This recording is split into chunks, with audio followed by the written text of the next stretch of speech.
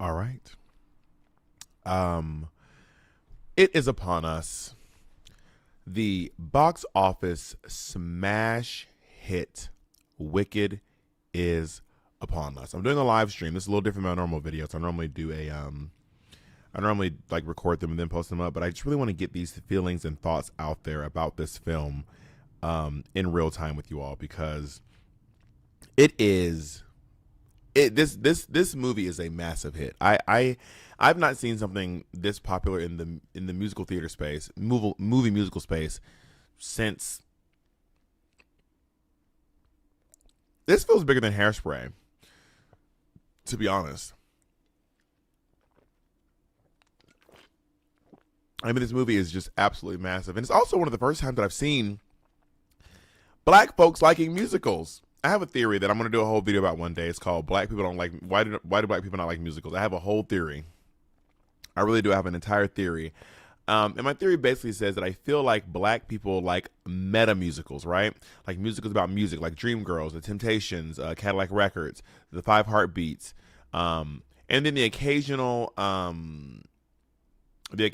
like one will pass through, like Little Shop of Horrors. For some reason, black people really love Little Shop of Horrors, but black folks are loving Wicked, and I love, as a black person who has loved musical theater for a very long time, I absolutely love this.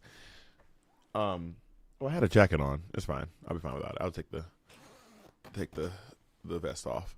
Also, if you're here watching live, please feel free to comment. I do have your comments pulled up on the screen, and I cannot wait to hear what you all think about my thoughts about Wicked. And there is a bit of a online bit about holding space for the lyrics to Defying Gravity. If you all don't know, there's a video where a reporter tells Cynthia Erivo that people are holding space for the lyrics to Defying Gravity, and they have a very emotional response to it, which has elicited some humorous reactions from people just because of how, sincere they're being in this moment. And I actually want to do a little bit of time and actually hold space for the lyrics to Defying Gravity. Sorry, that's my live stream popping up. I actually want to do a bit of genuinely holding space for the lyrics to Defying Gravity, because I mean the movie is a huge hit. Like, let's take a look at some of the numbers here. According to Deadline, Wicked has brought in $358 million and counting by Sunday. This movie is a certified banger. People are absolutely loving it. People are absolutely engaging. People are doing the dances, doing the songs. This movie is having a huge effect. And I was showering the other day and singing Defying Gravity in the bathroom, like you do when you're gay. And I was like, oh my God, like I've always loved the lyrics. Like, this is no secret that I've always loved the lyrics to Defying Gravity. But girl, it is really, when I say it's a banger, like it's a banger. And Steven Schwartz put his whole, lyrici. Who did the lyrics to Wicked? Was it Steven Schwartz? No. Lyrics to Wicked were done by let me see. The lyrics were music and lyrics both by Steven Schwartz. Yeah. So Steven Schwartz did the lyrics for this remarkable musical, and there's just some really brilliant lines throughout this entire show. Is the chat live? If you're here and you want to comment, let me see if my chat function is working.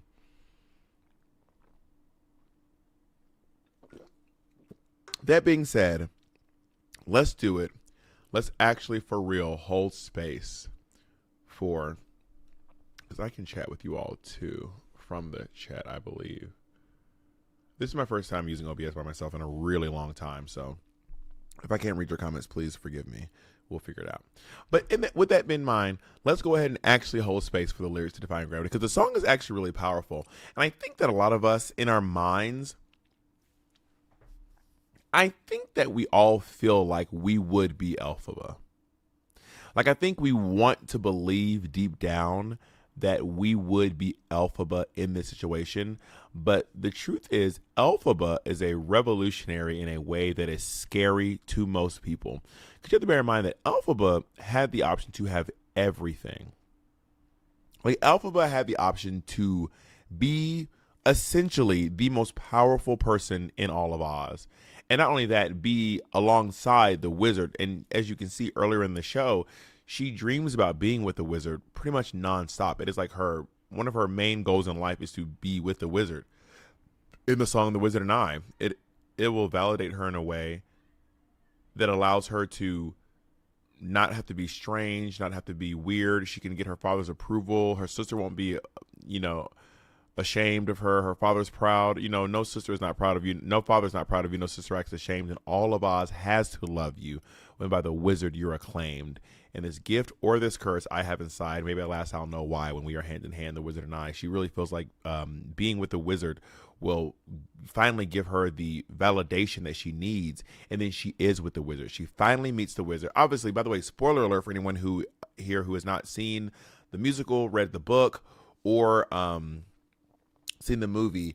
So Wicked is based on the movie. Wicked is based on the Broadway musical Wicked, which is based on the book Wicked. The book came out in like 1995, I want to say, and I think the musical came out in I was in high school, 2001.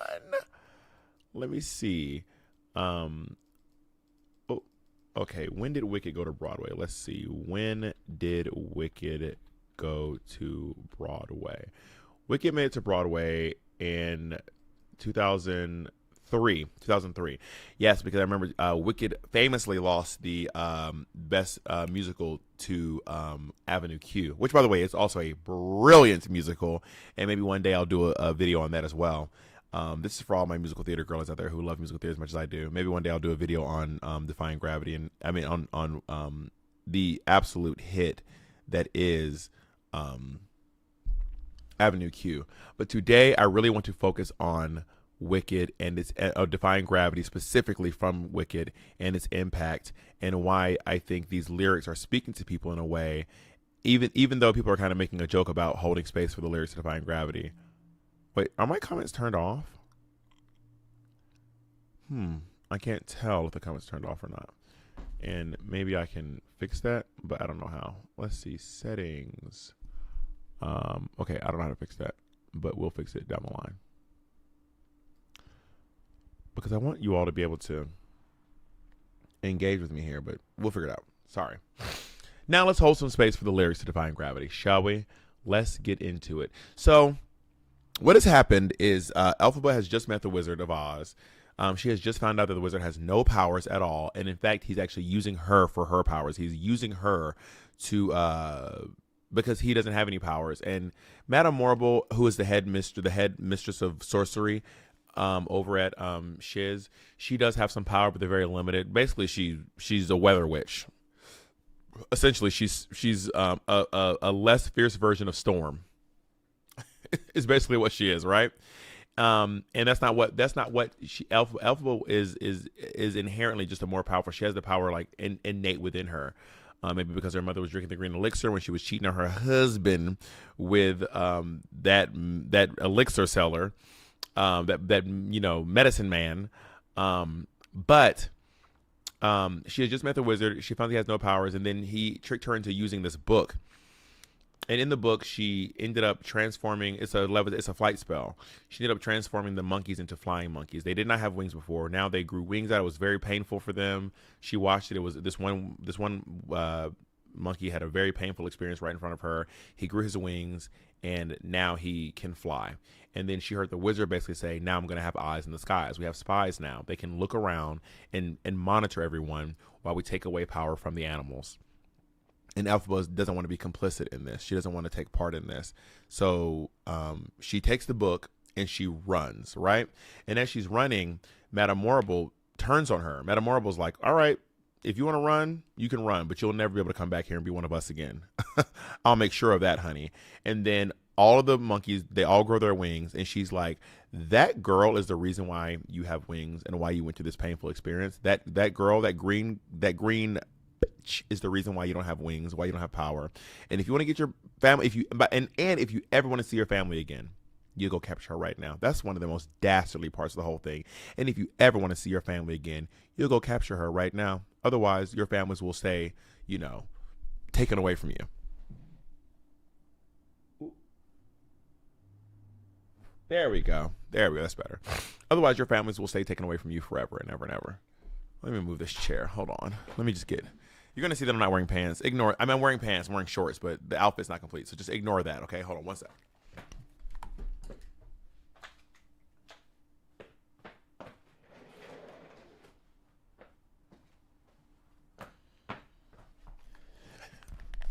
I just wanted to look nice back there for you all. So Elphaba and Glinda have now taken the book, and they're both running and trying to get away from these monkeys that are like flying over their heads, smashing through windows, trying to grab at them. They go up into the top of this, into the wizard's domain, the top of the wizard's castle. And they found his hot air balloon. They're trying to go up in the hot air balloon. It doesn't work out. And then they have like barricaded the doors, or they're just hiding, and they're having this very tender moment together. They realize there's no going back. Like, something has been done that cannot be undone. Like, what is transpiring now is what it is. This is where we are now. We cannot go back. And then that is when the song Defying Gravity starts.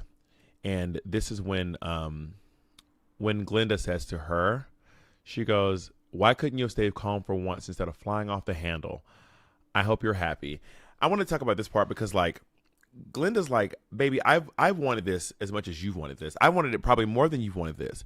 And I don't know why you couldn't just be calm. Like, why do you have to rock the boat? Why do you have to always be taking these? Why do you have to put a poppy spell on the whole class and make everyone fall asleep? Why do you have to always be doing some shit to disrupt everything? Just this one time, could you have just been calm? You know what? I hope you're happy because you've really done it this time. This is the worst you've ever done. This is the biggest thing you've ever done." She goes, "I hope you're happy how you've hurt your cause forever." No, and she goes, "I hope you're happy. I hope you're happy now. I hope you're happy how you hurt your cause forever. I hope you think you're clever." So Glinda is in her she's quite angry right now. She can't figure out why Elphaba did this. She's like, "You've not only have you hurt your chances, you've hurt my chances because I'm associated with you. Everyone knows that we're best friends. So now, if it's bad for you, how bad is it going to be for me just by association?" You know what I mean? I hope you think you're clever, because I think that deep down, Glinda does think that Elphaba actually is very clever and very smart, and smarter than she is, and she knows that she's a more powerful witch than she is. She knows this stuff, and this is her jealousy and her anger reacting, right? And then Elphaba snaps back, "I hope you're happy." Oh, it's snapback time now. I hope you're happy. I hope you're happy too. I hope you're happy I hope you're proud how you would grovel in submission. Baby, Steven Schwartz went crazy on that line. I hope you're proud how you would grovel in submission to feed your own ambition. How low will you go to get the things that you want? You will lower yourself just to get the things you want. It doesn't matter how bad they are. It doesn't matter how foolish you seem. None of that matters as long as you get the things you want, Glinda. That's all that actually matters to you. I hope you're proud how you would grovel in submission to feed your own ambition. And then they both say, "So though I can't imagine how, like I can't even fathom how you can function. How can you live with yourself after knowing what you know about yourself? So though I can't imagine how, I hope you're happy right now." Glinda snaps out of it. "Elfie, listen to me. Just say you're sorry." She's still pleading with her. She's like, "Come on, we can go. It doesn't have to be this way. It doesn't have to be this way.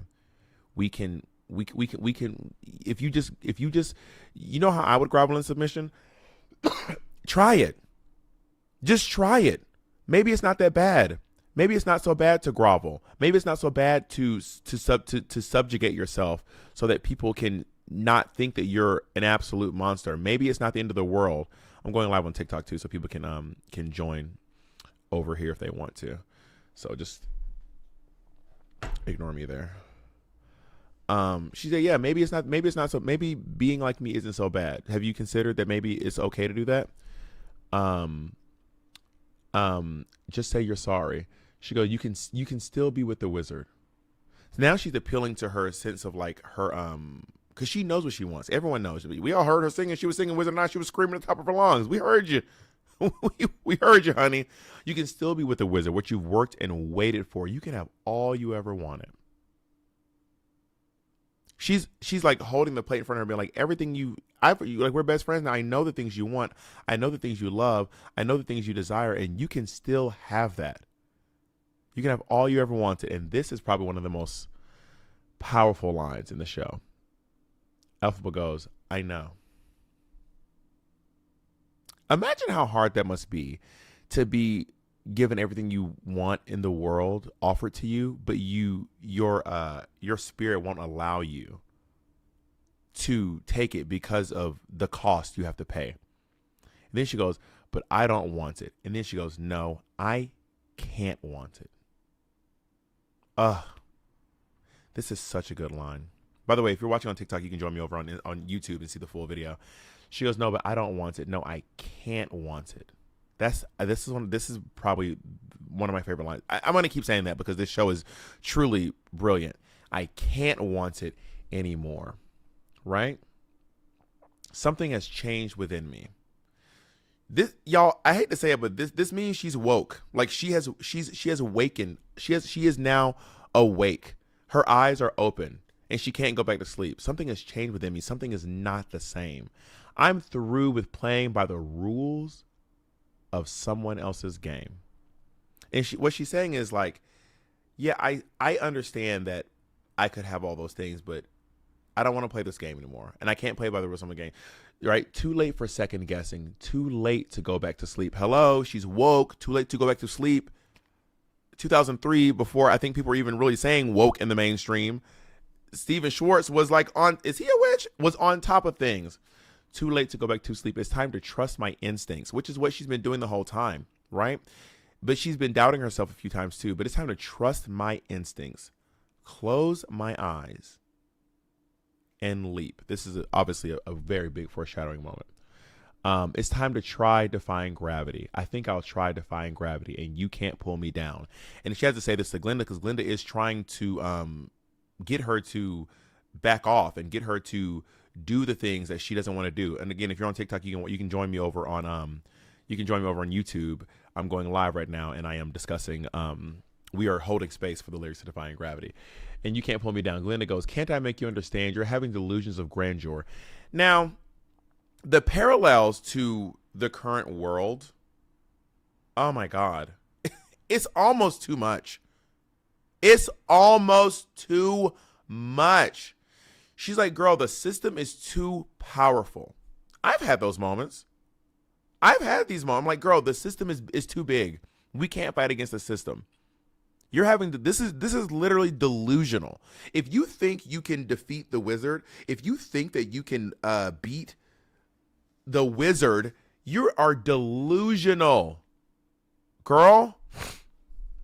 And Elphaba doesn't care. I'm through accepting limits because someone says they're so. Because you're trying to put limits on me. I'm through accepting limits because someone says they're so. Some things I cannot change, but till I try, I'll never know. Do you know the Serenity Prayer? God, grant me the courage to accept things I cannot change, the wisdom to change things that no. The Serenity Prayer says, God, grant me the serenity to accept things I cannot change, the courage to change things that I can, and the wisdom to know the difference. And she is in her serenity moment. She is in her serenity moment right now, right? Some things I cannot change, but till I try, I will never know. Too long I've been afraid of losing love. I guess I've lost. This is kind of tying back to the feeling of rejection that she got when she went to the Ozdust ballroom and everyone was like laughing at her when she realized she'd been betrayed. I might get emotional talking about this. She realized she got like completely betrayed by someone who she didn't trust because she didn't trust her instincts. Her instincts were like, don't trust this bitch. But then she was like, no, maybe she is nice. Like she gave me this hat.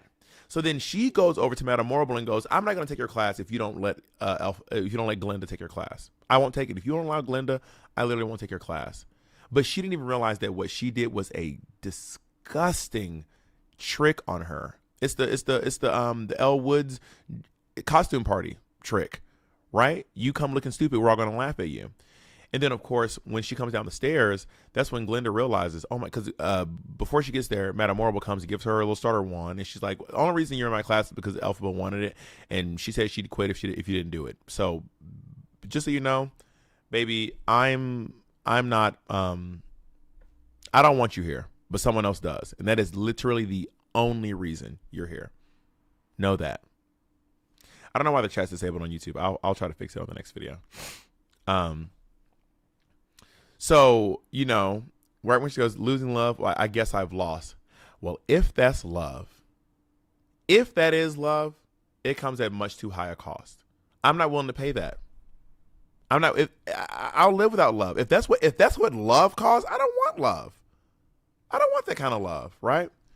So she repeats her mantra, I'd sooner buy Defying Gravity. It's more realistic that I would just start flying. It's more realistic that I would just start flying than to accept this. Kiss me goodbye. I'm defying gravity, and you can't pull me down, right? So then Elphaba goes. So now they're having this big moment. And by the way, when I first heard the new version, because I had been listening to this other version for 21 years, I was like, oh, why do they rearrange it? Why do they change it? Now I love it. Oh, now I love it. It is brilliant. I'm so glad that they rearranged it. I'm so glad they put that unlimited in there.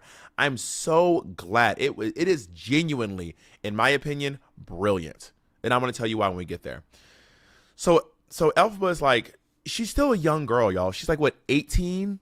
This is her freshman year of college. 18, maybe 19 if she's an unconventional freshman. Well, her and her sister. Okay, she's older than her sister, so this is her sister's first year, and she's the older sister. She's maybe 20. Maybe 20 years old. All right? So she's still a very young adult. She's still a very, very young adult.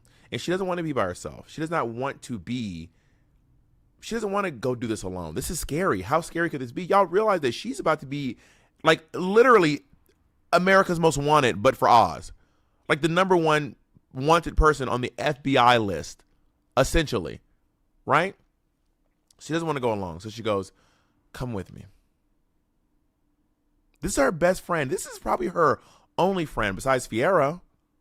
But she can't even really be public about being friends with Fiero because Fiero is dating her best friend. Hello, somebody. Come with me. Think of what we could do together. This is coalition building, right? This is being like, yeah, maybe by myself I'm weak, but together you and I can do a lot. And then Elphaba says, unlimited. Together, we're unlimited. Because remember, it used to be her and the wizard, but now she knows the wizard's nothing. But she has a bond with, but she has an actual bond with Glinda. Her and Glinda actually have a bond. Together, this is basically saying like alone we can do so little, but together we can do so much. Together we'll be the greatest team there's ever been, Glinda. Dreams the way we plan them. Now Glinda's starting to feel a little motivated.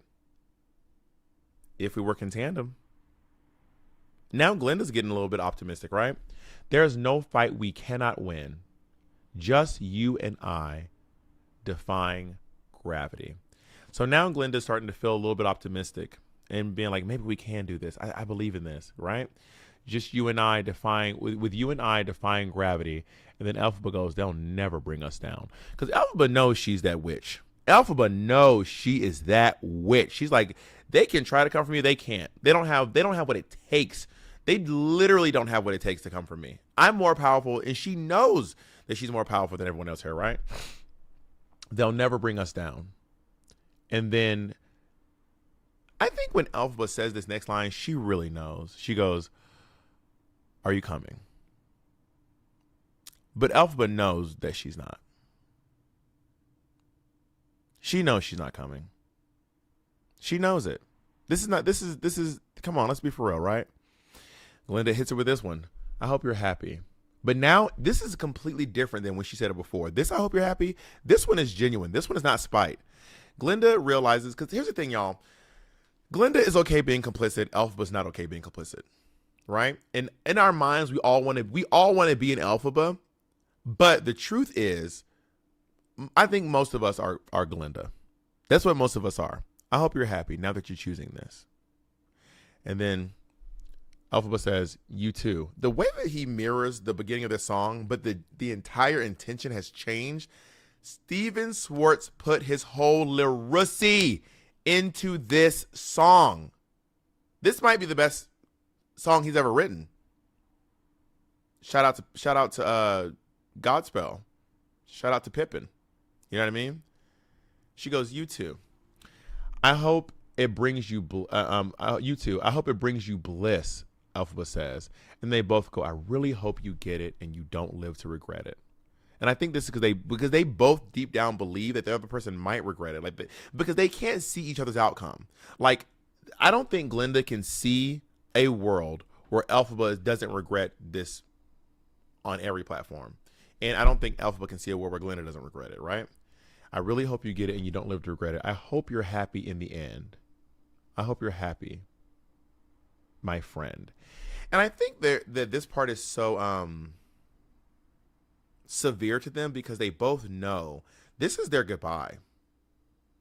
Like, this is my goodbye to you, baby. Once I try to do this spell, because right now what's going to happen is Elphaba is going to try to do the spell and give herself wings like she did for the monkeys and fly out so she can just get out of there. Right? I'm just going to fly out of here. It happened for the monkeys. It'll happen for me. I hope you're happy, my friend. And then this is when she starts doing the spell. So in the movie and in the play, this is when she starts doing the spell, but nothing happens. And this is when Glenda just has like such a nasty line. Like, I do think there's a lot of jealousy with Glenda for Elphaba, and I'm not saying it's not warranted because Glenda really wants this, and Elphaba just got it. And it seemed at first like Elphaba didn't even want it, but she just got something that Glenda just wanted, right? She's like, stop. She stops her from chanting. She's like, stop. And then when she ends up not having wings, she goes, "Where are your wings? I guess you're not as powerful as you thought you were." Oof. That is nasty work. That is nasty work. I guess you're not as powerful as you thought you were. At this moment, the broom starts to rattle. The broom they use to hold the door closed, it pops out of the door. This broom is, by the way, shout out to the art department. Ooh, this broom is beautiful. Oh, this broom is stunning. The broom flies up there. The broom is in the air. So also, if you realize, the broom is what makes Elphaba fly. Elphaba's not, she doesn't just fly. It is the broom that is flying. Part of me is like, what is the strength? Because she's holding the broom right here, but she's up. Like, what is the arm strength of this? Maybe the broom imbues her with flight power, because there was a point where she's just holding the broom like this. Is she just holding on? What is the core strength? The biceps on this woman. Anyway, the guards bust in because the broom's gone now. The guards bust in. They're fighting. There's a fuss. They grab Glenda because they're like, well, they're both evil. And then this is a really noble thing because Elphaba could just throw her to the dust. No, she doesn't. She goes, "No. Leave her alone. Leave her alone. She has nothing. She has done nothing wrong. I'm the one you want. I'm the one you want. It's me." At this point, boom, she jumps through the window, which I will say, I wish she had done this. She jumped face in the movie. She jumped face first into the. I was like, oh my. Every time someone jumps out of the movie, they always jump out the window like this. Elphaba don't give an Oz, okay? She don't give a poppy, honey. Face first into the glass, chest, boom. She's going down, and oh my God, I know what's gonna happen. I'm watching it. I saw the musical. I read the book. I read 20 years ago. I listened to this. I already know she's gonna fly, but she's going down, and she's probably like, I wonder if and there's a moment where she's like, "That's it. I just sealed my fate. I just jumped out of a window, out of the tallest building in Oz, and I'm about to die. I've lost my broom. I've lost it all. At least I gave my best effort, right?" She looks up and she sees herself as a child staring back at her. And it looks like the moment is just like, I'll just be here with my inner self as I plummet to death. But then the young Elphaba reaches out and is like, give me your hand. Like, let's do this together. And then she reaches out to grab her hand. Boom. She gets the broom. Oh, baby. It's about to be popping. Elphaba goes straight down, and then she flies up with, "It's me."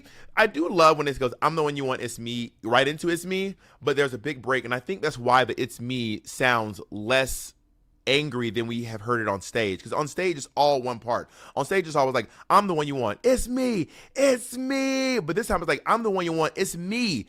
And she's thinking they're gonna like come to the window or something, like start shooting down at her or throwing their weapons at her, but she's like, I fucked it up.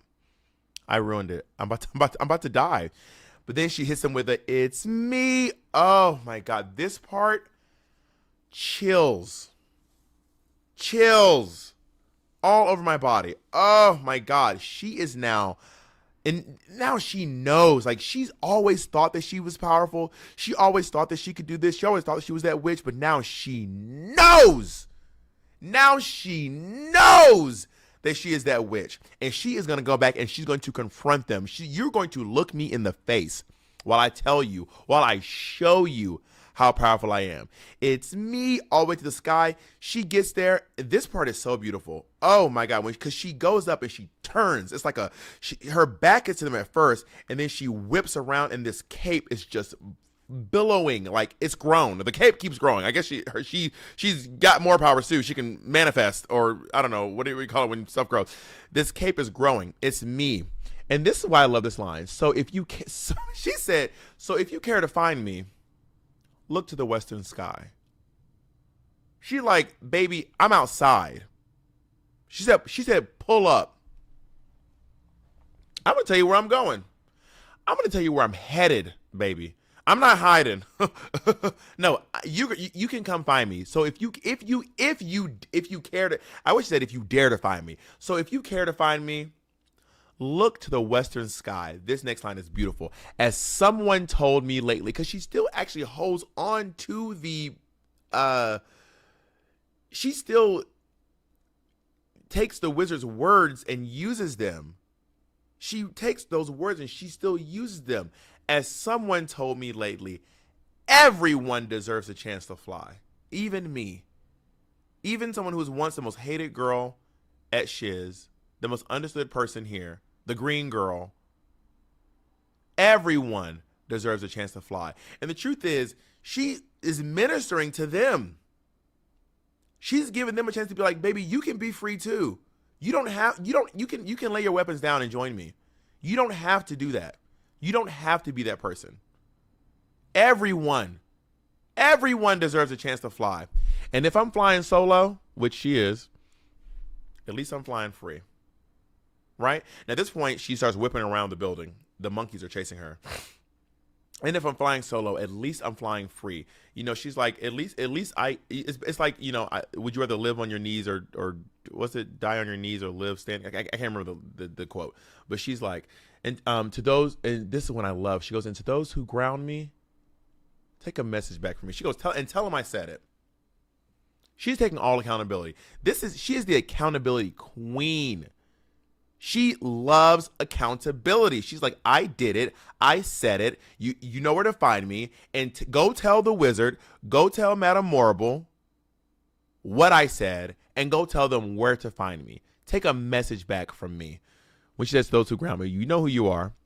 Tell them how I am defying gravity." Because there was a point where they probably thought, actually, I think they always knew she could do it. But she's like, I want you to remind them how powerful I am. Tell them how I am defying gravity. I'm flying high and defying gravity. And soon I'll match them in renown. I'll be as known as you. I'll be every bit as known as you, baby. If not more. If not more. This part is beautiful. She goes up, right? And at first I could not get into why they put unlimited in there, but now I like it. Now I'm into it. Unlimited. She's flying away, and she's like, "I can do anything now. I can do anything." She says it again. Unlimited. I am now free. Freedom's just another word for nothing left to lose. That's what Chris Christopherson said in the song Bobby McGee, and she knows this at this point. Unlimited. She says it a third time, and then she goes, "Oh, I love that." I got something else I need to say. She flies back down. I got one more message to you all. She comes back, and when she pops back up, they go, they are scared. They are very afraid of this woman. I mean, partly because of the propaganda that Madame Morrible has spread, that her green skin is an outward manifestorium of her wicked nature. She's vile. Outward manifestorium. Madame Morrible is nasty with words. Baby, she is nasty. She says weather's her specialty. No, propaganda is her specialty. Let's talk about that. Propaganda is Madame Morrible's specialty. That's what it really is. She comes back and she goes, "I got one more message for you. Nobody in all of Oz." She said, "Baby, not a single mother flopping one of you could ever come for me. Not a single one of you could ever. Nobody in all of Oz." And she goes, "Let me take it to the top. No wizard that there is or was is ever gonna bring me down." Now, Glinda's staring up in awe. Because Glinda has seen little bits of her power here and there. She's seen little bits, but this is crazy. They've never seen anything. They thought that this is like what they thought the wizard was doing. She's doing for real. So Glinda hits her with, "I hope you're happy." I think this is genuine because Glinda is still like kind of on the side. She's on Elphaba's side, but she's gonna end up giving in to Madame Morrible because she doesn't want for others as much as she wants for herself. You know? Everyone, look at her. She's wicked. Kill her.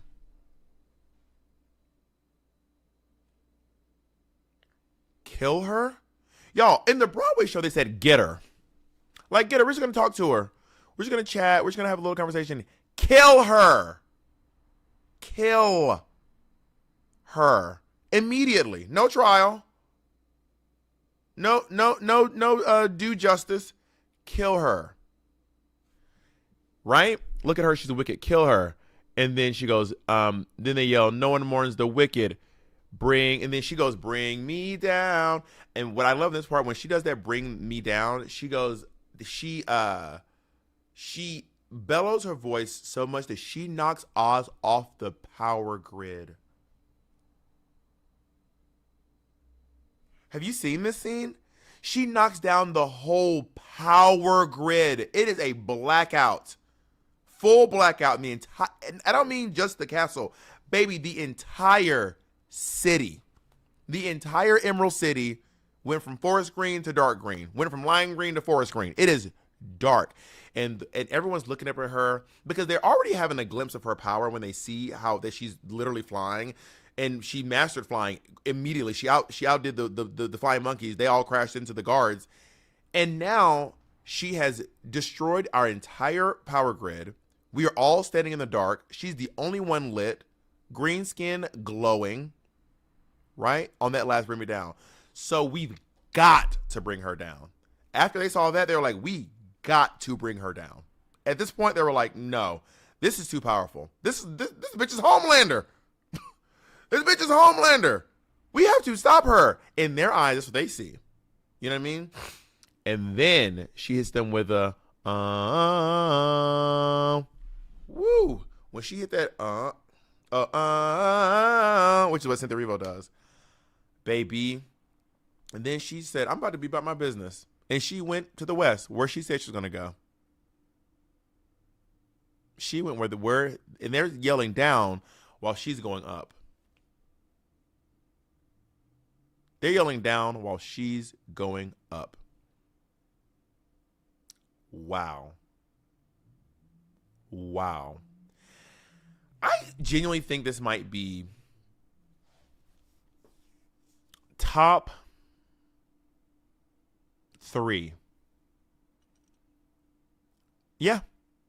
Top 3 movie musicals. I need to see how it aged. I don't know if it's still the excitement of the musical making it my making me love it so much.